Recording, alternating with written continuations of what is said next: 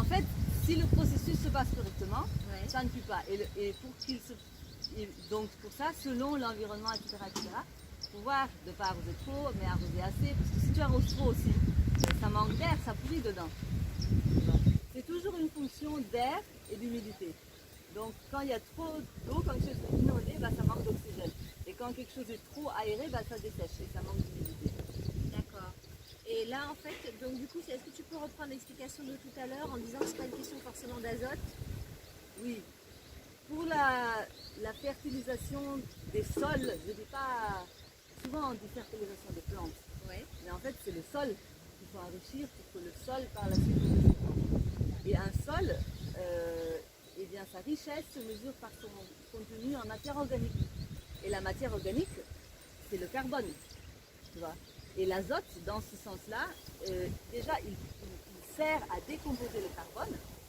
C'est grâce à un peu d'azote que le carbone sera décomposé dans un tas de... Tu mets juste un tas de paille, il ne va pas se décomposer comme ça.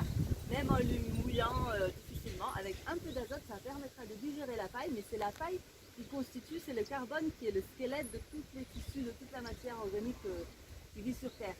Et donc c'est de ça qu'on a besoin.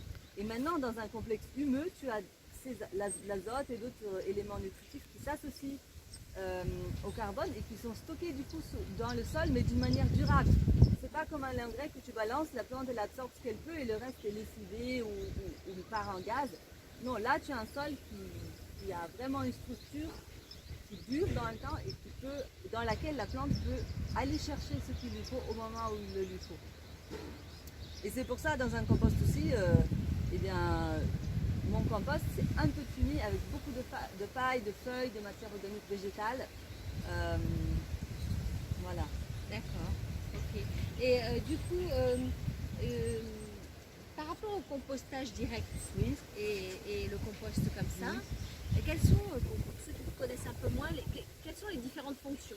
On pourrait composter aujourd'hui et traiter nos déchets, les eaux, etc. En compostant, surtout quand on est végétarien comme nous, on n'a pas de... Tout est compostable finalement. Et on pourrait le mettre directement là-bas. Quel est l'intérêt de faire ça? Alors, je mets aussi directement parce que ça, si tu veux, quand j'ai fait le tas, en fait, tu vois, le rond de briques, c'était un énorme tas qui touchait presque là. C'est beaucoup. Et après, en le retournant, j'ai retourné une première fois, j'ai fait un demi-cercle comme ça. J'ai retourné vers l'intérieur, ça a fait ce truc-là. Et ça a beaucoup diminué de volume. Tu vois, et c'est du travail. Donc, faire assez de compost comme ça pour remplir toutes ces planches, voilà, c'est illusoire. C'est ça que beaucoup de gens critiquent. Ouais, mais le compost, c'est du travail, tu ne peux jamais en faire assez pour fertiliser un champ. C'est vrai, tu associes les méthodes.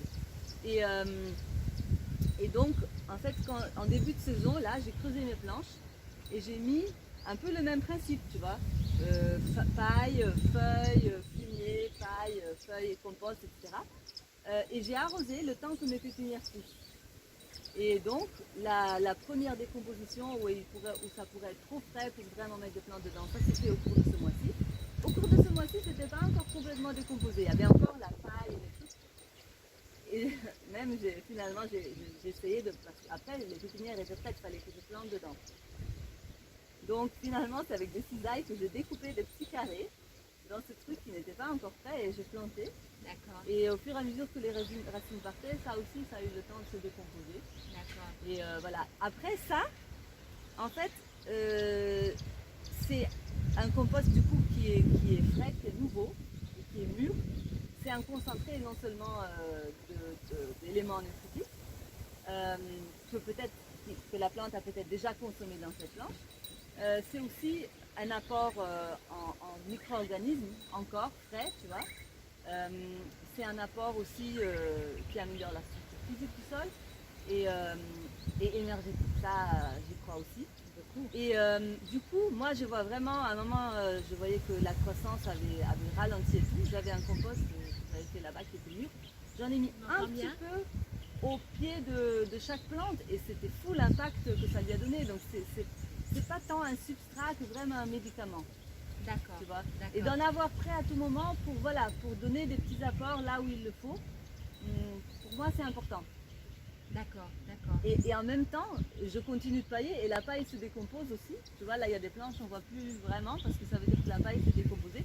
Donc il y a aussi un processus de compostage qui continue de se faire ici. Tu vois. Mais là, c'est vraiment des belles conditions pour avoir un compost Il est magnifique. de Hein. belle qualité. Et J'ai jamais vu un compost où on a presque envie de toucher. Ah, mais tu peux, hein. D'habitude, on est toujours comme ça. Ah bah non. On est plutôt à l'arrière du compost. Et, ouais. Et alors, comment ça se fait que tu n'as pas... Ah, il est magnifique. C'est ça, non? Magnifique, ça sent la forêt. Voilà. Enfin, on arrive à trouver ça au Sénégal. Mais alors, du coup, explique-moi, qu'est-ce qui fait que tu n'en as pas deux? Parce que moi, j'ai toujours vu Oui. des composts Oui. avec un premier tas, un second tas. Finalement, c'est pas ton process, quoi. Là, je pourrais lancer un deuxième tas. Hein. Non, mais je pense que dans les phases, Mhm. on me disait toujours qu'il fallait deux tas. C'est pas la C'est-à-dire que si tu veux en avoir tout le temps, c'est vrai qu'il faut en refaire D'accord. un peu régulièrement. Ok. Et sinon aussi souvent, si tu veux, ce qu'on prévoit quand on prépare un endroit de compostage, tu prévois plusieurs bacs parce que tu tournes d'un à l'autre. D'accord. Là, en fait, le premier tas, eh ben, c'était le grand tas comme ça. Le deuxième tas, j'avais retourné vers l'extérieur, ça avait fait un demi-cercle. Là, on est au troisième tas si tu veux, mais ça se voit pas parce que. Voilà. Bien sûr, bien sûr. Ouais. C'est super. Mais voilà, je pourrais relancer un deuxième tas. Enfin, effectivement, l'idée c'est qu'on en est toujours à plusieurs stades. Oui. Parce que comme ça, on n'en manque pas. Ça met du temps quand même à se faire. Donc si tu attends d'en avoir besoin pour en commencer à en faire, tu es forcément décalé. C'est ça. Super. Et là, j'ai juste recouvert un peu de paille, tu vois, si tu veux ça. Quand je retourne le compost, j'enlève cette paille-là. Ça, c'est D'accord. juste un couvert. D'accord. Couvert de protection. Oui. Pour, C'est diminuer magique, hein. l'évaporation. C'est tout le processus de la vie qu'il y a là. Oui, voilà. Donc Ouais. pour moi, c'est aussi ça, quoi. C'est aussi d'avoir un endroit où constamment tu maintiens, tu soignes, tu honores ce processus qui Bien est le sûr. processus Du fondamental départ. du renouveau de la vie, quoi. Donc, Ça nous donne envie d'en faire, même dans les balcons de Dakar. mais il faut. Bah oui. Et surtout le lombricompost. T'as vu mon lombricompost? J'ai Mais un vu. truc comme ça, tu le mets sur ton balcon, tu vas